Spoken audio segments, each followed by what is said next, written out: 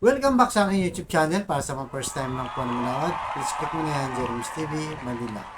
Anyway guys, wala nang bayad o libre lang, tulong mo na lang din sa kapwa mo. Alright? Thank you very much bro. So topic natin yung for today's reflection. Piliin natin na maging maayos ang ating pamilya sa harapan ng Diyos. So kung real talk lang tayo guys, ang ating pag-uusapan. Dito sa mundong ito, namumuhay tayo namumuhay tayo at ito ang sukatan. Yung marami kang pera sa bangko, di ba? Marami kang bahay at lupa. Marami kang sasakyan. May posisyon ka sa gobyerno.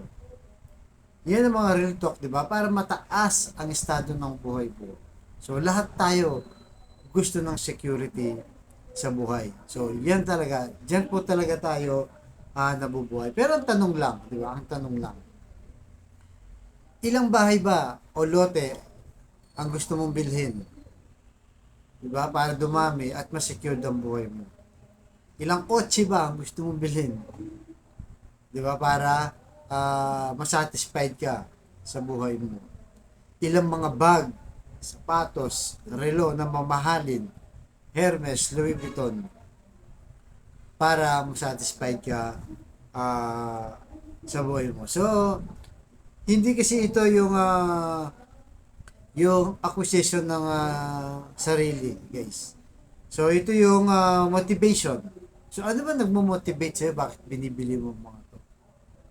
Di ba? Nabili mo lang ba yan dahil nainggit ka lang? Dahil yung kaaway mo bumili ng mga property o bumili ng mga mahaling mga bag, relo, sapatos? Yun ba yung pinaghuhugutan mo?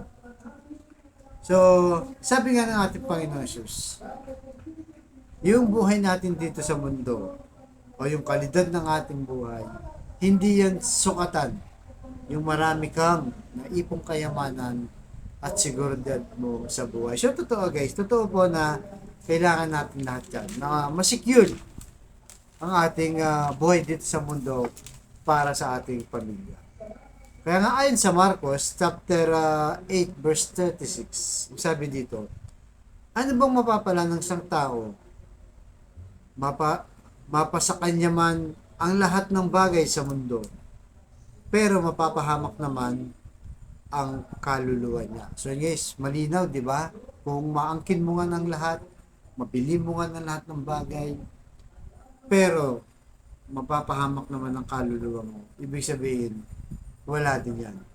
Wala din yan. Kasi even si Satanas, di ba? Inoper yan sa ating mahal na Panginoon Jesus. Di ba nung tinutukso siya doon sa tuktok ah ng ng bundok kung saan sabi niya nakikita mo lahat ng kayamanan niya o yung mga ari-arihan na yan, yung lugar na yan, mapapasa iyo yan.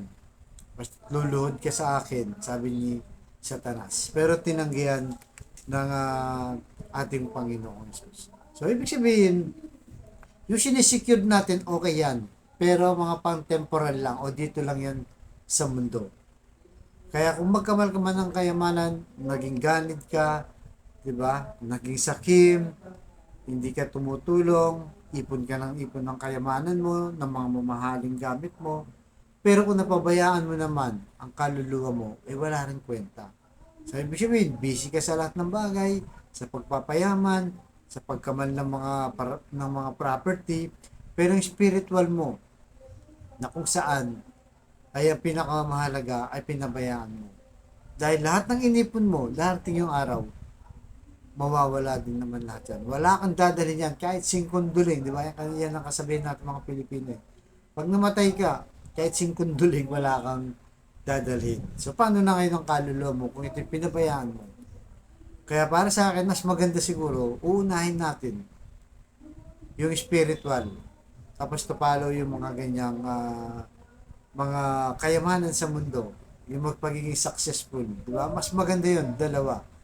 Una mo yung spiritual, tapos yung pangmundo. Diba, panglangit muna, tapos pangmundo. So, yun po ang pagsikapan natin dahil sayang nga lahat ng pagod natin dito sa mundo. Kung mawawala nga ng saysay ang ating spirito, ang ating kaluluwa, kung hindi tayo mapupunta sa langit. Diba? Yan po ang ating pagsikapan at hangarin. Alam ko, hangarin natin lahat yan. Walang gusto makapunta sa impyerno. So, kagaya ng sabi ko, guys, na na dapat ay maging priority na. Kasi kapatid natin nanonood sa akin vlog na may matinding karamdaman, problema sa pamilya at problema sa pinansya. Sabayan mo kasi napakasimpleng dasal. Huwag maniwala at magtiwala, lalo-lalo na kung kayo man ng palataya sa ating Panginoong Jesus. Ano man ang iyong kahilingan, tsak yun na kanyang ibibigay. So tayo po manalangin. Lord, i-bless niyo pong kapatid namin nanonood sa aking vlog na may matinding karamdaman. Stage 4 cancer na. Bedridden na. May taning na sa buhay. At kung ano-ano pa mga bumabalot na mo karamdaman sa kanyang katawan. Ipuhin niyo po Lord ng inyong mapagpagaling na kamay. Yung aplusin niyo po Lord. Yakapin niyo po. Tanggalin niyo po kanyang karamdaman para sa kanyang pamilya. Ganon din po sa mga pamilyang nasira at nagkawatak-watak na dahil sa hindi pagkakaunawaan. I-bless niyo po ang kanilang pamilya at ibalik ang kanilang mga magandang samahan. Ganon din po sa financial Lord na kailangan namin lahat. Lalong-lalo na po mga kapatid namin walang-wala. Ultimo pambili ng ulam, ng bigas, ng pambaon sa mga bata, pambili ng gamot, pambayad sa upa at kung ano-ano pa Lord. I-bless niyo po nga mga buhay para sa aming Panginoon. So lahat ng ito yung hiniling namin sa matamis na pangalan natin Panginoon Jesus. Amen and amen. To God all be the glory. Sa ngalan ng Ama ng Anak ng Diyos Espiritu Santo. Amen. Thank you very much po.